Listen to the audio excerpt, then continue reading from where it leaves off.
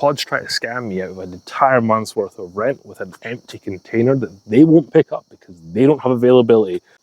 This is my PODS container. Wife and I recently used this to move home, and PODS have been great for getting our stuff safely from one point to another. Where they've not been very good is in their billing cycle system. Now, the way their billing works is they'll bill you on a day, so we'll say the 31st of every month. And, well, for the next month, if you've not got your pod emptied or picked up, you're paying that price. So they ended up charging me 60% for the month of September, yet this pod sat empty from the end of August until September 6th, which is tomorrow. So PODS policy is, if they've invoiced you, basically tough luck, you've got to pay the bill. So make sure, if you're using PODS, that you understand when you're going to be billed and make sure you can get your pod picked up before that invoice for the next month. Because if you don't, you can have a hard time getting your money back. They might give you the money back. They might give you a percentage back.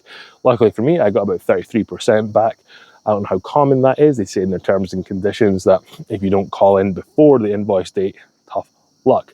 Now, I would use PODS again, but knowing that how their billing cycle works is going to be able to save me a little bit, because now I'm out of pocket $220 for a PODS container that's been sitting here empty for a week. Not ideal when you just moved house.